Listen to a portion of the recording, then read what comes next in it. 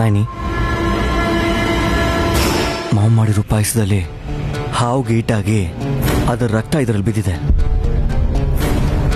ಈಗ ಅದರ ರುಚಿ ನೋಡೋದಿರ್ಲಿ, ವಾಸನೆ ಕೂಡ ತಗೋಬಾರ್ದು ಯಜಮಾನ್ರೆ. ಯಾವುದಕ್ಕೂ ಉಪಯೋಗ ಇಲ್ಲ. ಅತ್ತೆ ಪ್ರೇಮ ವಿಷಪೂರಿತ ಆಗೋಯ್ತು. ಐ ಮೀನ್ ಪಾಯಸ ಪಾಯ್ಸನ್ ಆಯ್ತು. ಅದನ್ ಚೆಲ್ಬೇಕೀಗ. ಇಕ್ಬಾಲ್ ಅಣ್ಣ, ಹೇಳಿ ಮೇಡಮ್. ಅತ್ತೆ ಕಣ್ಮುಂದೆನೆ ಇದನ್ನ ಬಿಸಿ ಹಾಕಿದ್ರೆ ಅವ್ರ ಮನ್ಸಿಗೆ ತುಂಬಾ ಬೇಜಾರಾಗುತ್ತೆ. ಹೊರಗೆ ಹೋಗಿ ಬಿಸಿ ಹಾಕಿ. ಟೀಕ್ ಹೇ ಮೇಡಮ್. ಹೋಗಿ. ಅಕ್ಕ, ಅತ್ತೆ ತಂದಿರೋ ಪಾಯಸ ತಿನ್ನಕ್ಕೆ ಯಾರಿಗೂ ಅದೃಷ್ಟ ಇಲ್ಲ. ನೀವ್ ತಂದಿರೋ ತಿಂಡಿ ತಿನ್ಸನ್ನೇ ಎಲ್ರೂ ಸೇರ್ ತಿನ್ನೋಣ.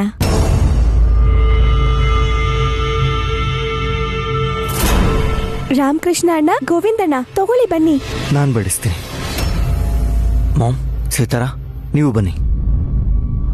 ಹಾವನ್ ನೋಡಿದ್ಮೇಲೆ ತಿನ್ಬೇಕು ಅನಿಸ್ತಿಲ್ಲ ವಿಶಾಲ್. ನಾನು ಆಮೇಲೆ ತಿಂತೀನಿ.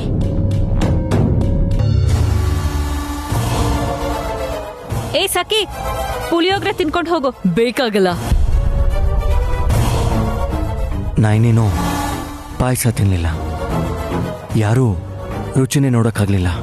ಹೋದ್ರೂ ಹೋಯ್ತು ಬಿಡಿ ಯಜಮಾನ್ರೆ. ತಾಯಿ ಪ್ರೀತಿಗೆ ಕೊನೆ ಇಲ್ಲ ಅಲ್ವಾ? ಕರೆಕ್ಟ್. ತಗೊಳ್ಳಿ, ಬನ್ನಿ.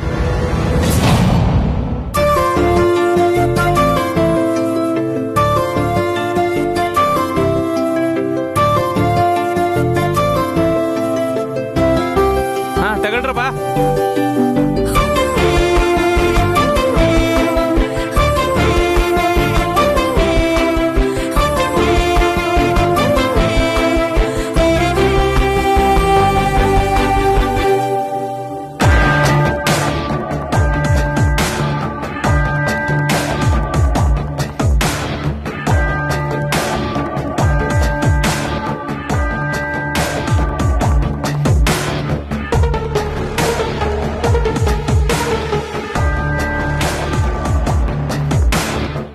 ಮಾವ, ಏನ್ ಹುಡುಕ್ತಾ ಇದ್ದೀರಾ? ನನ್ ಟ್ಯಾಬ್ಲೆಟ್ಸ್ ಎಲ್ಲೋ ಕಾಣಿಸ್ತಿಲ್ಲ ಸುಮನ. ಮಾತ್ರೆನಾ? ಏನೋ ಗೊತ್ತಿಲ್ಲ, ನಾನಂತ ನೋಡಿಲ್ಲ ಮಾವ. ಹುಡ್ಕಕ್ ಹೋದ್ರೆ ನನ್ ಸೀರೆ ಹಾಳಾಗತ್ತೆ. ದುಡ್ಡು ಕೂಡ ಡಬ್ದಲ್ಲೇ ಇದೆಯಮ್ಮ. 50,000 ದುಡ್ಡಲ್ಲಿ ಏನಿದೆಯಮ್ಮ? ಮಾತ್ರೆ ಮುಖ್ಯ ನನಗೆ. ಹೇಳೇ ಇಲ್ವಲ್ಲ ಮಾವ ನೀವು. ನೀವ್ ಈ ಕಡೆ ಬನ್ನಿ, ನಾನ್ ಹುಡುಕ್ತೀನಿ. ಈ ಕಡೆ ಬನ್ನಿ ಮಾವ.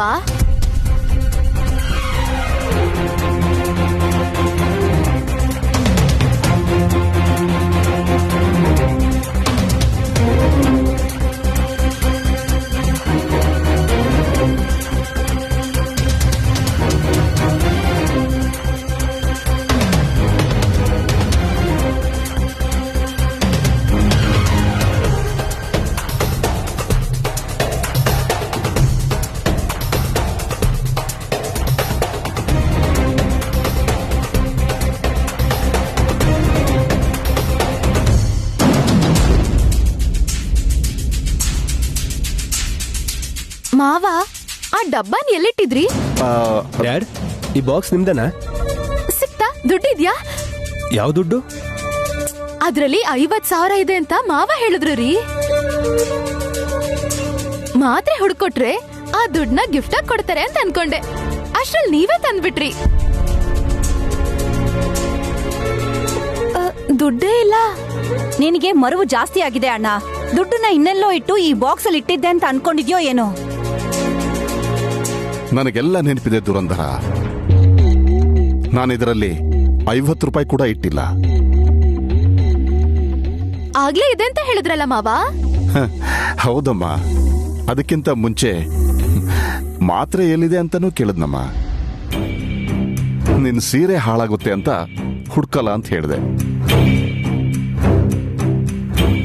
ದುಡ್ಡಿದೆ ಅಂದ ತಕ್ಷಣ ಅದನ್ನೆಲ್ಲ ಮರೆತು ನಿನ್ ಸೀರೆಗೆ ಏನ್ ಅಂಟ್ಕೊಳ್ಳುತ್ತೆ ಅನ್ನೋದನ್ನ ಮರೆತು ಬಿಟ್ಟು ಹುಡುಕದೆ.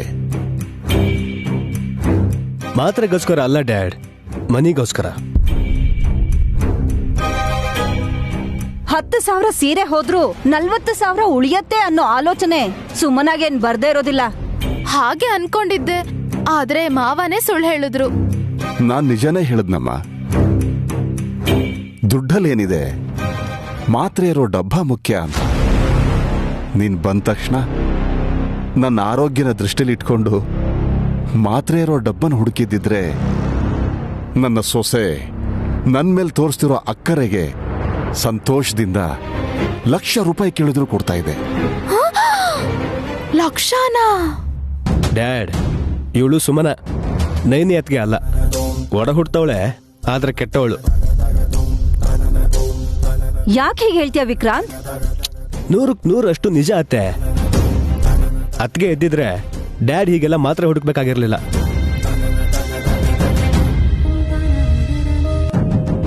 ಅಷ್ಟಕ್ಕೂ ನಾನು ಮಾತ್ರೆ ತಗೊಳ್ಳೋಂತ ಅವಶ್ಯಕತೆನೇ ಇರ್ತಿರ್ಲಿಲ್ಲ ವಿಕ್ರಾಂತ್. ದೇವತೆ ಅಂತವಳು ನೈನಿ ಕೊಡ್ತಾ ಇದ್ದ ಕಾಫಿನೇ ಮೆಡಿಸನ್ ತರ ಕೆಲಸ ಮಾಡ್ತಾ ಇತ್ತು.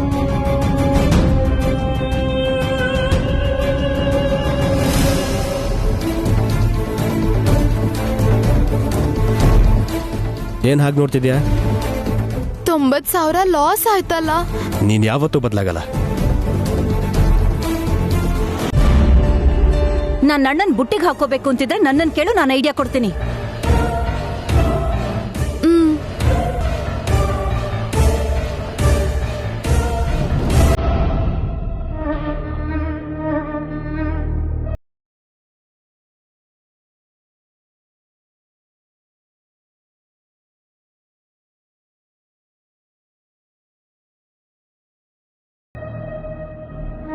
ಆಂಟಿ, 5 ನಿಮಿಷದಿಂದ ನೋಡ್ತಾನೆ ಇದ್ದೀನಿ.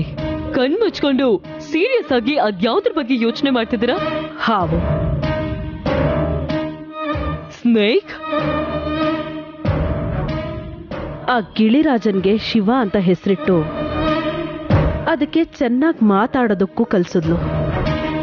ಕಚ್ಚೋ ಹಾವಿಗ್ ಕೂಡ ನಾಗರಾಜ ಅಂತ ಹೆಸರಿಟ್ಟು ಗಾಯ ಆಗಿರೋ ಜಾಗಕ್ಕೆ ಅರಿಶಿನ ಹಚ್ಚಿ ಅದ್ರ ಪ್ರಾಣ ಕಾಪಾಡಿದ್ಲು ನಯನಿ.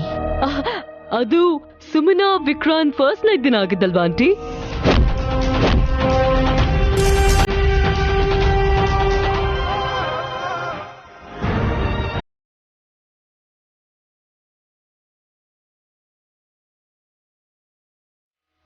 ಆವತ್ತು ಮನೆಗ್ ಬಂದಿದ್ದ ಹಾವೆ ಇವತ್ತು ಅಲ್ಲಿಗ್ ಬಂದಿರೋದು. Oh my god, is it true aunty? ನಿನ್ ಮೇಲೆ ಆಣೆ ಮಾಡ್ಬೇಕಾಗಿಲ್ಲ ಸಖಿ. 10 ಏಟು ಮಾಡಿ ಅದ್ರ ರಕ್ತ ಪಾಯಸಕ್ಕೆ ಬೀಳೋ ತರ ಮಾಡಿದೆ ಅಂದ್ರೆ ನಯನಿ ಋಣ ತೀರ್ಸೋ ಕೆಲ್ಸ ಮಾಡ್ತಿದೆ ಆ ಹಾವು.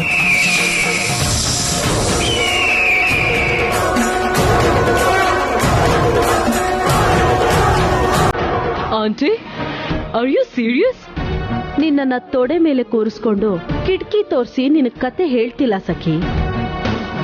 ನಯನಿಗಿರೋ ಅಟ್ಯಾಚ್ಮೆಂಟ್ ಬಗ್ಗೆ ಹೇಳ್ತಿದ್ದೀನಿ. ಭಯ ಇಲ್ಲ, ಅವಳಿಗೆ ಭಕ್ತಿ ಇದೆ. ಅವಳನ್ನ ಕಾಪಾಡೋದಿಕ್ಕೆ ಗಾಯತ್ರಿ ದೇವಿನೇ ಬರ್ಬೇಕು ಅಂತಿಲ್ಲ. ಪಕ್ಷಿ, ಹಾವು, ಕ್ರಿಮಿ, ಕೀಟ ಏನಾದ್ರೂ ಸರಿ, ಅವಳನ್ನ ಕಾಪಾಡೋದಿಕ್ ಬರುತ್ತೆ ಅಂದ್ರೆ ವಿಶಾಲಾಕ್ಷಮ್ಮನವ್ರ ದಯೆ ನಯನಿ ಮೇಲೆ ಇದೆ. ಆಂಟಿ, ನೀವ್ ಹೀಗ್ ಮಾತಾಡ್ತಿರೋದ್ ನೋಡ್ತಿದ್ರೆ ನೀವ್ ವೀಕ್ ಆಗ್ತಿದ್ದೀರೇನೋ ಅನ್ಸ್ತಿದೆ. ನಾನೇನ್ ವೀಕ್ ಆಗಿಲ್ಲ ಸಖಿ, ತುಂಬಾ ಡೀಪ್ ಆಗಿ ಯೋಚನೆ ಮಾಡ್ತಿದ್ದೀನಿ. ನಾಗರ ಹಾವಿಗ್ ಬಿಟ್ಟು ಪಾಯಸದಲ್ಲಿ ವಿಷ ಇರೋ ವಿಷಯ ಯಾರಿಗೂ ಗೊತ್ತಾಗಲ್ಲ ಅಂತ ಹೇಳಿದ್ನಲ್ಲ. ಆದ್ರೆ ಅಲ್ಲಿಗೆ ಹಾವು ಬಂದಿರೋದು, ನಯನಿನ ಸೇವ್ ಮಾಡಿರೋದು, ಇದನ್ನೆಲ್ಲ ನೋಡ್ತಿದ್ರೆ ಕಾಗಕ್ಕ ಗುಬ್ಬಕ್ಕನ್ ಕತೆ ಅಂತ ಅನ್ಸಿದ್ರು ನಮ್ ಕಣ್ಮುಂದೆನೆ ನಡೆದಿರೋ ವಾಸ್ತವ. ಇಟ್ಸ್ ಓಕೆ ಆಂಟಿ, ನೀವ್ ಹೇಳ್ದಾಗೆ ನಡೆಯುತ್ತೆ ಅನ್ಕೊಳ್ಳೋಣ. ಹಾಗ ಅನ್ಕೊಂಡ್ರೆ ವಟಾರಕ್ ಹೋಗಿ ಆ ನಯನಿಗೆ ಗುಡಿ ಕಟ್ಸಿ ಅಭಿಷೇಕ ಮತ್ತೆ ಆರತಿ ಮಾಡೋಣ ಅಂತ ಹೇಳ್ತಿದ್ದೀರಾ? ನೆವರ್. ಮತ್ತೆ ಪ್ರಾಣ ತೆಗಿಯೋಕ್ಕಾಗ್ಲಿಲ್ಲ ಅಂದ್ರು ಆ ಪ್ರಾಣಕ್ಕೆ ಸಂಕಟ ಕೊಡ್ಬೇಕು. ಮಾನಸಿಕವಾಗಿ ಕಿರುಕುಳ ಕೊಟ್ಟು ಅವಳ ತಲೆಯಲ್ಲಿ ಬರೋ ಆಲೋಚನೆಗಳು, ಅವಳ ಹೊಟ್ಟೆಲ್ ಬೆಳೀತಿರೋ ವಂಶದ ಕುಡಿ ಎರಡನ್ನು ನಾಶ ಮಾಡ್ಬಿಡ್ಬೇಕು. ವೈಭವನೆಲ್ಲ ಬಿಟ್ಟು ಬಡತನದಲ್ಲಿ ಬದುಕ್ತಿರೋ ನಯನಿಗೆ ಕಷ್ಟ ಕೊಡ್ಬೇಕು ಅಂದ್ರೆ ನಾವಲ್ಲಿಗೆ ಹೋಗ್ಬೇಕಾ ಆಂಟಿ? ಬೇಕಾಗಿಲ್ಲ, ಅವಳೇ ಇಲ್ಲಿಗೆ ಬರ್ತಾಳೆ. ಆಫೀಸ್ಗೆ ಟೈಮಿಗೆ ಬರ್ತಾಳೆ ಆದ್ರೆ ಇಲ್ಲಿಗೆ ಬರ್ಬೇಕು ಅಂತಂದ್ರೆ ತನ್ ಟೈಮ್ ಬರ್ಬೇಕು ಅಂತಾಳೆ. ನಯನಿ ಮಾತುಗಳು ಎಷ್ಟು ಇರಿಟೇಟ್ ಆಗುತ್ತೆ ಅಂತ ನಿಮ್ಗೆ ಗೊತ್ತಲ್ವಾ? ಬರ್ಬೇಕು, ಇಲ್ಲಿಗ್ ಬಂದು ನಮ್ ವೈಭವನ ನೋಡಿ ಕಣ್ಣಲ್ಲಿ ರಕ್ತ ಹರಿಯೋ ತರ ಮಾಡ್ಬೇಕು. ಹೇಗೆ? ನಾಳೆ ನೀನ್ ಕೂಡ ಟ್ರೆಡಿಷನಲ್ ಗೆಟಪ್ಗೆ ಬದಲಾಗು. ಮಾಡರ್ನ್ ಡ್ರೆಸ್ ಹಾಕೊಂಡ್ರೆ ನಯನಿನ ಇನ್ಸ್ಟಿಗೇಟ್ ಮಾಡೋದು ಸ್ವಲ್ಪ ಕಷ್ಟ ಆಗತ್ತೆ. Done aunty. ಪ್ಲಾನ್ ಏನು? ದುರಂದರನ್ನ ರಾಯಭಾರಿಯಾಗಿ ಕಳಿಸ್ತೀನಿ. ಕಾಸ್ಟ್ಲಿ ಆಗಿರೋ ಸೀರೆ ಕೊಟ್ರೆ ಸಾಕು. ನಾವ್ ಹೇಳಿದ್ದನ್ ಮಾಡೋ ಫಾರಿನ್ ಅಮಾಯಕಳವಳು. ಏಯ್ ನೈನಿ, ನೈನಿ, ಏನ್ ಮಾಡ್ತಿದ್ಯಾ? ಏನ್ ಯೋಚನೆ ಮಾಡ್ತಿದ್ಯಾ? ಅಯ್ಯೋ, ಇಷ್ಟೊಂದು ಬಡಿಸ್ಬಿಟ್ನಾ? ಸ್ನ್ಯಾಕ್ಸು, ರೋಟೀಸು ಮಾಡೋದಕ್ಕೆ ಕಷ್ಟ ಆಗುತ್ತೆ ಅಂತ ಈ ರೈಸ್ ಮಾಡಿದ್ಯಾ. ಇದನ್ನೇ ಅಡ್ಜಸ್ಟ್ ಮಾಡ್ಕೋತಿದ್ದೀನಿ ಅಂತ ಇಷ್ಟನ್ನ ಬಡಿಸ್ಬಿಟ್ರೆ ನೋಡೋರು ಏನ್ ಅನ್ಕೋತಾರೆ? ಹೆಂಡತಿಗೆ ಉಳಿಸ್ದೆ ಬಕಾಸುರನ್ ತರ ತಿಂತಾ ಇದ್ದಾನೆ ಅಂತ ಅನ್ಕೊಳಲ್ವಾ? ಯಾರದು? ನನ್ ಕಂಡು ನನ್ನದು? ಅವ್ರ ಹೆಸರುಗಳೆಲ್ಲ ಯಾಕೆ ಬಿಡು. ನೀನೇನ್ ಯೋಚನೆ ಮಾಡ್ತಿದ್ದೆ ಹೇಳು. ನಾನಾ? ಏನಿಲ್ವಲ್ಲ. ಹಲೋ ಮೇಡಮ್, ತಿಂದ ಮೇಲೆ ಕತೆ ಹುಡಿ, ಈಗಲ್ಲ. ಏನೂ ಇಲ್ಲ ಯಜಮಾನ್ರೆ. ಅಮ್ಮೋರ್ ಪ್ರೀತಿಯಿಂದ ತಗೊಂಬಂದಿದ್ ಪಾಯಸ ಹಾಳಾಗೋ ಹಾಗೆ ಮಾಡ್ಬಿಟ್ಟ ನಾಗರಾಜ. ಯಾಕೆ ಅಂತ. ನಾಗರಾಜ ಅಲ್ಲಿ ಇದ್ದಿದ್ದು ಇಕ್ಬಾಲು, ರಾಮಕೃಷ್ಣ, ಗೋವಿಂದ, ರಾಘವೇಂದ್ರ, ರಮೇಶು ಇವರೇ ಅಲ್ವಾ? ಹಾವು ನಾಗರಾಜ ಯಜಮಾನ್ರೆ. ಓ, ಹಾವು ಬಗ್ಗೆ ನಾನು ಹೇಳ್ತಾ ಇರೋದು. ಮರದ ಮೇಲಿದ್ದ ಹಾವನ್ನ ಹತ್ತು ನೋಡಿ ಅಟ್ಯಾಕ್ ಮಾಡಿ ಗಾಯ ಮಾಡಿದೆ, ರಕ್ತ ಕೆಳಗ್ ಬಿತ್ತು. ಸರಿಯಾಗಿ ಪಾಯಸದ ಡಬ್ಬಿಗೆ ಬೀಳೋ ಹಾಗೆ ಮಾಡ್ದ ನಾಗರಾಜ. ಅದನ್ನ ಯೋಚನೆ ಮಾಡಿ ಯಜಮಾನ್ರೆ. ಏನ್ ನಿನ್ ಮಾತಿನ ಅರ್ಥ? ನಾನು ತಿನ್ಬಾರ್ದು ಅಂತ ಹಾಗೆ. Hello madam, excuse me. ಅದೇ ನೀನ್ ತಿನ್ಬಾರ್ದಂತಹ ಜಂಕ್ ಫುಡ್ ಏನೂ ಅಲ್ಲ, ಸ್ವೀಟ್. ಅದು ಕೂಡ ಮಾಮ್ ಮಾಡಿರೋ ಅಮೃತದಂತಹ ಪಾಯಸ. ಅದು ಅಮೃತ ಆಗಿರಲ್ಲ, ವಿಷ ಆಗಿರುತ್ತೆ. ನೀವು ತಿನ್ಬೇಕು ಅಂತ ಹೋಗಿದ್ದಿದ್ರೆ ನನಗೆ ಗೊತ್ತಾಗಿರೋದೇನೋ. ನಾನು ತಿನ್ನಕ್ಕೆ ಹೋಗಿದ್ದಕ್ಕೆ ಗೊತ್ತಾಗಿಲ್ಲ. ನಾಗರಾಜನ್ಗೆ ಉಪಕಾರ ಮಾಡಿದ್ದಕ್ಕೆ ನನಗೆ ಅಪಕಾರ ಆಗಬಾರ್ದು ಅಂತ ತನಗೆ ಪೆಟ್ಟಾದ್ರೂ ಪರವಾಗಿಲ್ಲ ನಾನು ಪಾಯಸ ತಿಂದಿರೋ ಹಾಗೆ ಮಾಡ್ದ. ಹಲೋ ಮೇಡಮ್, ಇದಕ್ಕೆ ಸ್ವಲ್ಪ ಉಪ್ಪಿನಕಾಯೋ ಇಲ್ಲಾಂದ್ರೆ ಮೊಸರು ಹಾಕಿದ್ರೆ ಕಲಿಸ್ಕೊಂಡು ಚೆನ್ನಾಗಿ ತಿನ್ಬಿಡ್ತೀನಿ ನಾನು. ನಿನಗೇನು ತೊಂದರೆ ಅಯ್ಯೋ, ಕೊಡೋದಿಲ್ಲ. ಒಂದ್ ನಿಮಿಷ.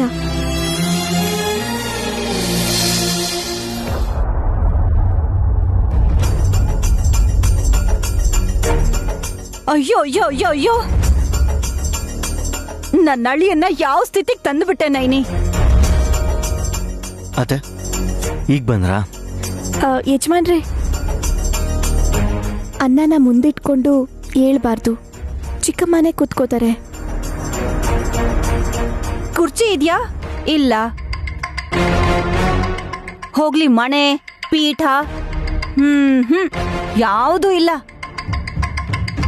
ಬಿಂದಿಗೆನ ಬೋರ್ಲ್ ಹಾಕಿ ಕೂತ್ಕೊಂಡ್ರೆ ನನ್ ಸೀರೆ ಹಾಳಾಗಿ ಹೋಗುತ್ತೆ. ಅತ್ತೆ ಇನ್ನೂ ಅದೆಷ್ಟೊತ್ತು ನಿಂತ್ಕೋತೀರಾ? ನಾನೇನ್ ರೇಷನ್ ಅಂಗಡಿಲಿ ಕ್ಯೂನಲ್ಲಿ ನಿಂತಿಲ್ವಲ್ಲ ವೇಶ್. 2 ಮಾತು ಹೇಳಿ ಹೋಗೋಣ ಅಂತ ಬಂದೆ. ಹೇಳೋಣ ಅಂತ ಅನ್ನೋ ಅಷ್ಟ್ರಲ್ಲಿ ಈ ವಾತಾವರಣನ ನೋಡಿ ಮಾತೇ ಹೊರಗ್ ಬರ್ತಿಲ್ಲ. ಮುತ್ಕದೆಲೆ ಮೇಲೆ ಅನ್ನ, ಅರ್ಧಂಬರ್ಧ ಬೆಂದಿರೋ ಬೇಳೆ, ಹಸುವಿಟ್ಕೊಂಡು ಕೂಡ ಅದಕ್ಕೆ ಡಯಟಿಂಗ್ ಅಂತ ಹೆಸರು ಕೊಡೋದು. ಇದೆಲ್ಲ ಯಾಕೆ ಬೇಕು ಹೇಳು? ಅತ್ತೆ, ನಿಮ್ ಸೀರೆ ಹಾಳಾಗತ್ತೆ ಅಂತ ನೀವು ಕೂತ್ಕೋತಿಲ್ಲ ಅಂತ ನನಗೆ ಗೊತ್ತು. ಹೋಗೋದು ಬರೀ ಬಟ್ಟೆ ಅಲ್ವಾ? ದೊಡ್ಡ ಮನ್ಸಿಂದ ಕೆಳಗೆ ಕೂತ್ಕೊಂಡು ನೀವು ನಮ್ಮ ಜೊತೆಲಿ ಊಟ ಮಾಡಿದ್ರಿ ಅಂತ ಅನ್ಕೊಳ್ಳಿ. 4 ಸೀರೆ ತರಿಸ್ಕೊಂಡು ನೀವು ನಮ್ಮ ಮನೇಲೆ ಉಳ್ಕೋತೀರಾ. ಇರ್ತೀನೋ ಇಲ್ವೋ ಗೊತ್ತಿಲ್ಲ, ಆದ್ರೆ ಹೋಗೋದಂತೂ ಗ್ಯಾರಂಟಿ. ಆಸ್ತಿನೇ ಕಳ್ಕೊಂಡು ಇಂಥ ಒಟ್ಟಾರನೆ ಸ್ವರ್ಗ ಅನ್ಕೊಳ್ಳೋ ನಿನ್ನಂತ ಅಮಾಯಕರನ್ನ ನೋಡಿ ಅಯ್ಯೋ ಪಾಪ ಅನ್ನೋದನ್ನ ಬಿಟ್ಟು ಏನು ಮಾಡಕ್ಕಾಗಲ್ಲ. ನೀವು ಬಂದಿದ್ದ ಉದ್ದೇಶ ಹೇಳ್ತೀರಾ ಚಿಕ್ಕಮ್ಮ? ನೋಡು ನೋಡು, ಈ ಕೊಂಕೆ ತುಂಬಾ ಹೊತ್ತು ನನ್ನ ಇಲ್ಲಿರೋದಕ್ ಬಿಡಲ್ಲ. ನೋಡು ವೇಶ್, ನಾಳೆ ಅಕ್ಷಯ ತೃತೀಯ ಹಬ್ಬಕ್ಕೆ ನೀವಿಬ್ರು ಬರ್ಬೇಕು ಅಂತ ಹೇಳಿದ್ರು ನಿಮ್ಮಮ್ಮ. ಮೂವರ್ ಸೊಸೆಯರು ಒಂದೇ ಮನೆಯಲ್ಲಿ ಹಬ್ಬನ ಆಚರಿಸ್ಬೇಕು ಅನ್ನೋದು ನಿಮ್ಮಮ್ಮನ ಆಸೆ. ಈಡೇರಿಸ್ತೀಯೋ ಅಥವಾ ದುಃಖ ಕೊಡ್ತೀಯೋ ನಿನ್ನಿಷ್ಟ. ಮಾಮ್ ಕರೆದ್ಮೇಲೆ ಬರ್ದೆ ಹೇಗಿರ್ತೀನಿ ಅತ್ತೆ? ಮನೇಲಿ ಹೆಂಗಸ್ರ ಜಾತ್ರೆ ತರ ಇರತ್ತೆ. ನೀನೊಬ್ನೇ ಬರಕ್ ಹೋಗ್ಬೇಡ. ನಿನ್ನ ಧರ್ಮಪತ್ನಿ ಮಸ್ಟ್ ಅಂತ ಅತ್ತಿಗೆ ಒತ್ತಿ ಒತ್ತಿ ಹೇಳ್ ಕಳ್ಸಿದ್ದಾರೆ. ನೈನಿ ಅಂದ್ರೆ ನಾನಂದ್ರೇನೆ ನೈನಿ. ಒಟ್ಟಿಗೆ ಬರ್ತೀವಿ. ಯಜಮಾನ್ರೆ, ನೈನಿ ಮಜ್ಗೆ ಹಾಕೋ. ಮಾಮ್ ಹಬ್ಬಕ್ಕೆ ಕರೆದಿರೋ ಖುಷಿಯಲ್ಲಿ ಅರ್ಧ ಹೊಟ್ಟೆ ಈಗಲೇ ತುಂಬಿರೋ ಹಾಗಿದೆ.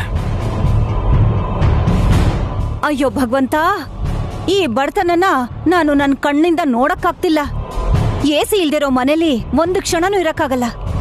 ಹಾ, ಗುಡ್ ನೈಟ್.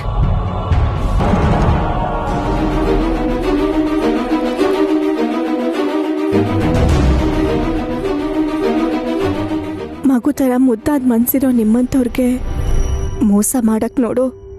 ಆ ಕೀಚಕರ ಮನೆಗೆ ನಾಳೆ ಹೋಗ್ಬೇಕಾ ಯಜಮಾನ್ರೆ?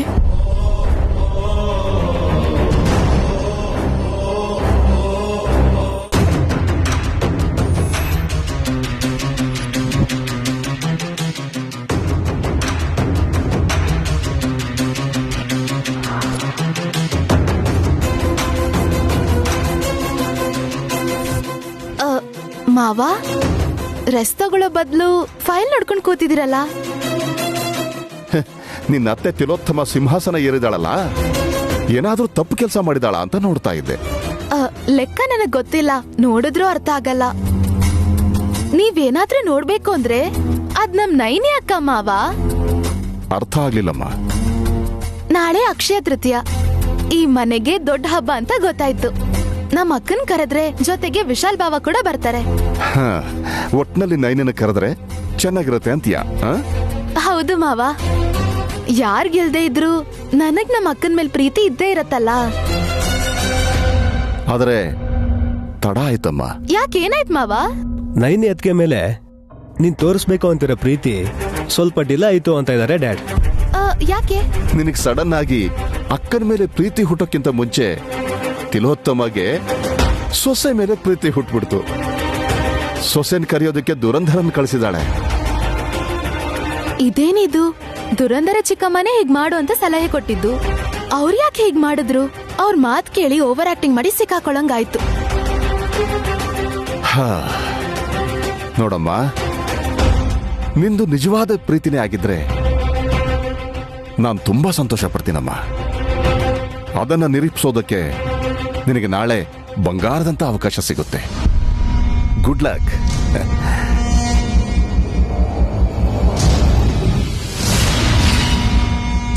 ಮಾವ ಯಾಕೆ ಹೇಗೆ ಹೇಳಿದ್ರು ಚಿಕ್ಕಜ್ಮನ್ರೆ? ಬಂಗಾರದಂತ ಅವಕಾಶ ಅಂದ್ರು ಆದ್ರೆ ನಿಜವಾದ ಬಂಗಾರನೇ ಬರುತ್ತೆ. ಅಕ್ಷಯ ತೃತೀಯ ಅಲ್ವಾ? ನಿಸ್ವಾರ್ಥವಾಗಿ ನೀನೇನಾದ್ರೂ ನಡ್ಕೊಂಡ್ರೆ ಅವ್ರ ದೃಷ್ಟಿಲಿ ನೀನು ಮನುಷ್ಯರಾಗಿ ಬದಲಾಗೋ ಚಾನ್ಸ್ ಇದೆ ಅಂತ ಇದ್ದಾರೆ. ಎಲ್ರು ನನ್ಗೆ ಹೇಳ್ತಿರಲ್ಲ, ನಾನೇನ್ ಮಾಡ್ದೆ ಈಗ?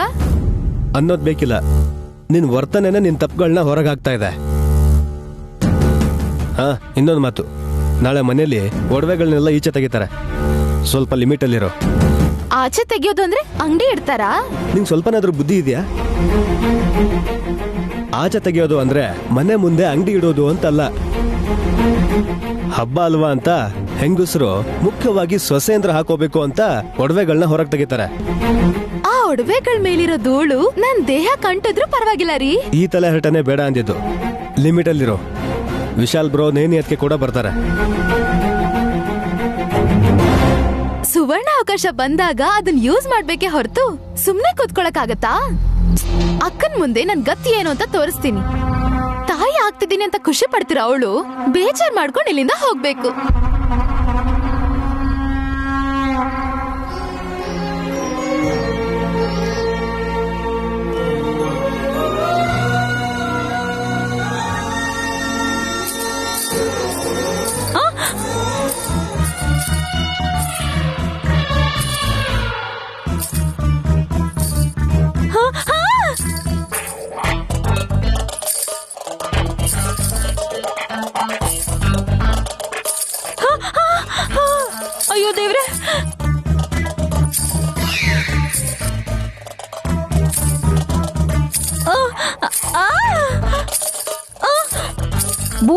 ಆಗ್ಲಿಲ್ವೇ?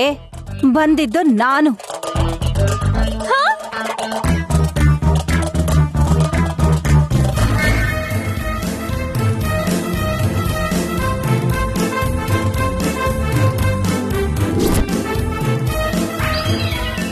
ಒಂಟಿ ಸಲಗ ಏನ್ ಡೈರೆಕ್ಟ್ ಆಗಿ ಬೆಡ್ರೂಮ್ಗೆ ಬಂದ್ಬಿಟ್ಟಿದ್ಯಲ್ಲ? ಯಾಕ್ ಹಾಗೆ ಹೇಳ್ತೀಯ ಕುಳ್ಳಿ? ಅಪ್ಸರೆ ಥರ ಕಾಣ್ತಿದ್ದೀನಿ. ಅಸೂಯ ಪಡಕ್ಕಾದ್ರೂ ನೋಡ್ಬೇಕಲ್ವಾ ಆಂಟಿ? ಕಣ್ಣಗ್ ನೀವ್ ಯಾರು ಅಂತಾನೆ ಗೊತ್ತಾಗ್ತಿಲ್ಲ. ಸರ್ಕಸ್ ಅಲ್ಲಿ ಪ್ರಾಣಿಗ್ ಹಾಕಿರೋ ಬಟ್ಟೆ ತರ ನಿಮ್ ಅವತಾರ ಏನ್ ಆಂಟಿ? ಅಂದ್ರೆ ಗೊತ್ತಾಗ್ತೆ ಕೇಳ್ತಿದ್ದೀನಿ ನಾನು.